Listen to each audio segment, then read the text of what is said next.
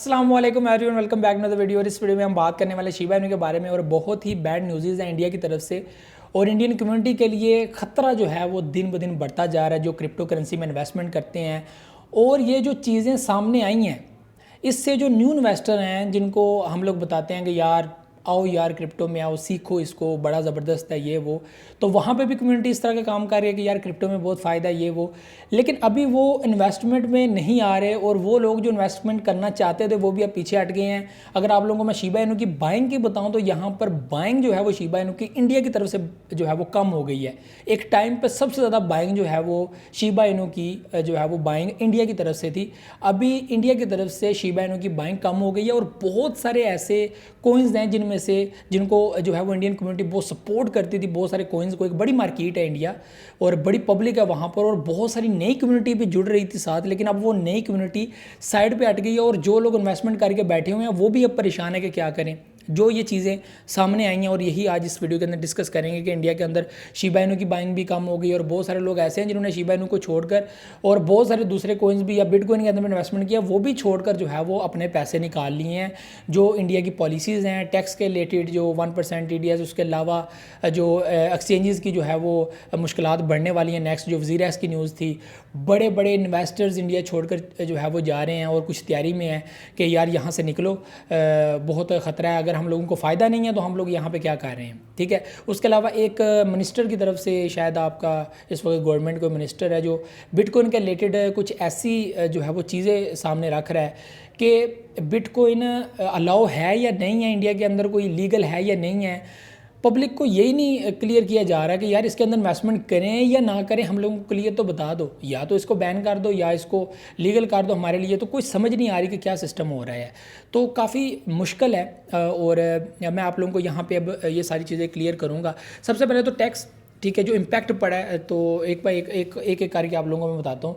सबसे पहला जो इम्पैक्ट पड़ा है वो ये है, ठीक है, कि टैक्स लगा दिया गया, और टैक्स बहुत ज़्यादा लगा दिया है। 30% एक बहुत बड़ा टैक्स होता है। और मैं समझता हूँ कि किसी भी न्यू बिज़नेस के अंदर या किसी भी न्यू लॉ के अंदर या कोई भी ऐसी चीज़ कंट्री के ऊपर देखा जाए तो कोई भी नया व्यापार है या कोई भी नया काम है, उसके अंदर इतना % टैक्स लगा देना एक बहुत बड़ा बोझ बन जाता है उसके अंदर काम करने वालों के लिए।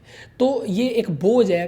आप 5% रख सकते थे, या बाकी जो बिजनेसमैन है जो बिज़नेस कर रहे हैं तो उसके बराबर रख सकते थे कि यहाँ यार सब 2% दे रहे हैं, 5% दे रहे हैं, तो आप भी इतना दें। और ये 30% लगाना, उसके बाद आपकी ट्रेड बनती है नहीं बनती, आपको नुकसान होता है, जो भी आपका कटने तो कटने ही है। फिर 1% जो लगना है वो भी अभी चालू है, अभी लगेगा। ठीक है, उसके बाद वज़ीर एक्स ने बता दिया कि हम जा रहे हैं भाई दुबई। तो ये सारा कुछ देखने के बाद पब्लिक ने कहा ओ यार वज़ीर एक्स के अंदर मेरे पैसे हैं, तो कम्युनिटी ने वज़ीर एक्स के अंदर से पैसा निकाल दिया। वज़ीर इसके अंदर से पैसा निकाल लिया कि यार अब लगता है ख़तरा है, बढ़ता जा रहा है, अब मुश्किल हो जाएगी। तो ये चीज़ आई सामने, ठीक है, तो इसका भी इम्पैक्ट पड़ा मार्केट के अंदर।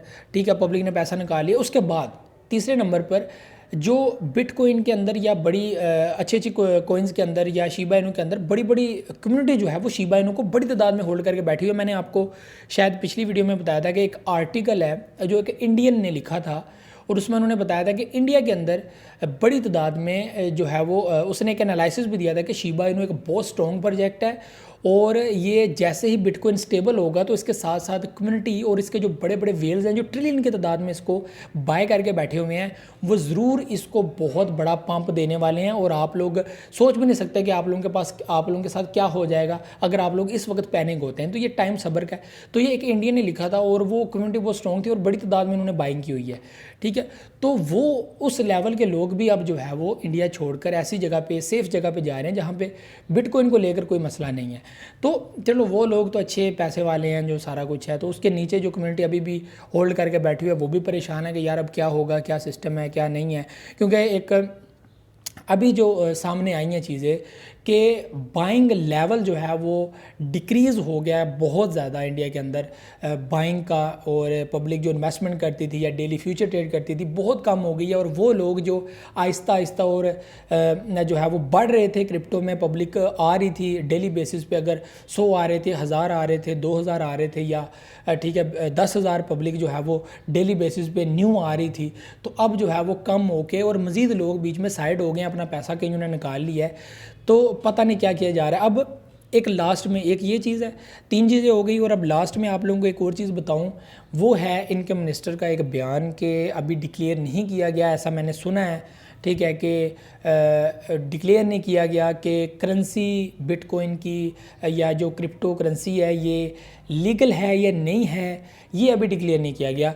मतलब कि कम्युनिटी को आप लोगों ने एक बत्ती के पीछे लगाया हुआ है कि आप इन्वेस्टमेंट करो या ना करो, कोई भी क्लियर करके नहीं बता रहा कि चलो यार हमारा पैसा ही बच जाए, हम लोग ना घुसे मार्केट के अंदर। इस वक्त मार्केट भी वायलेट हुई है, काफ़ी ज़्यादा जो है वो डाउन चल रही है, रिकवर हो जाएगी, लेकिन इस वक्त जो हालात हैं कि आप लोगों ने बत्ती के पीछे लगाया हुआ है कि प्लीज़ यार आप पब्लिक को ये तो बता दो कि यार ये लीगल है या नहीं है। आपने एसेट के तौर पर इसको एक्सेप्ट किया, फिर इसके ऊपर 30% टैक्स लगाया, उसके बाद 1% और लगाया, फिर अभी एक बड़ा पॉइंट आप लोगों को मैं समझा दूँ, ये जो एक्सचेंजेस वर्ल्ड वाइड काम कर रही हैं लाइक बाइनेंस, ठीक है, और बड़ी बड़ी एक्सचेंजेस जो मार्केट में काम कर रही हैं, अगर वो आपकी कंट्री में आती हैं, कोई लॉ बन जाता है, कोई कानून बन जाता है, तो वो फिर आपकी कंट्री में आएंगी कि यार ये कम्युनिटी है तो हमारा प्लेटफार्म यूज़ करने के लिए चलो हम गवर्नमेंट के लॉ और कानून जो है वो फॉलो कर लेते हैं, ठीक है।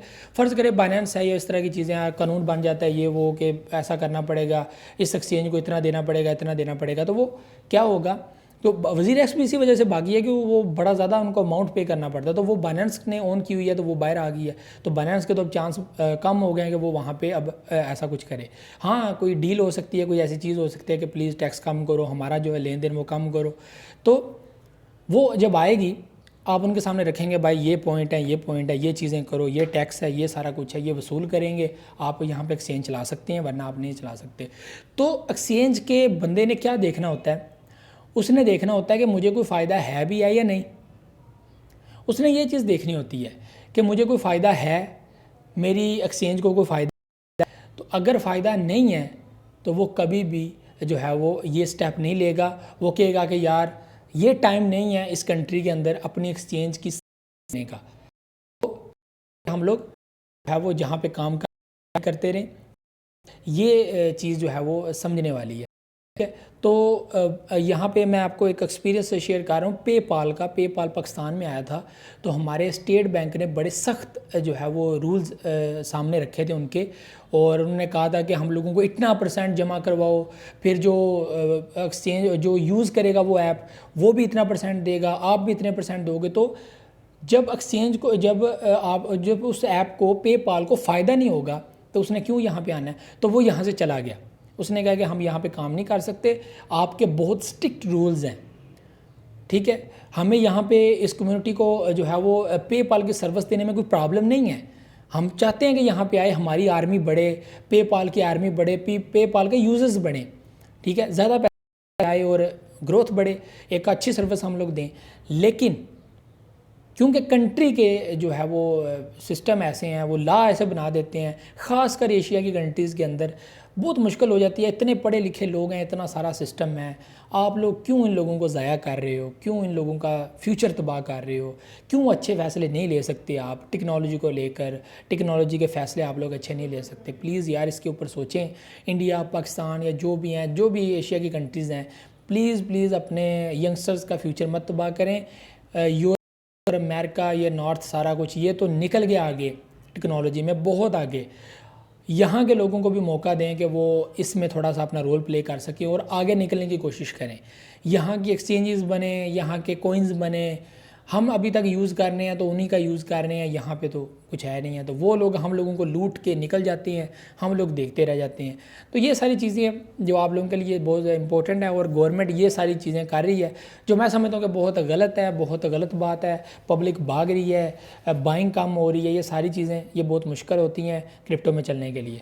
तो ये सारी चीज़ें थी, तो देखते हैं गवर्नमेंट क्या लेती है एक्शन।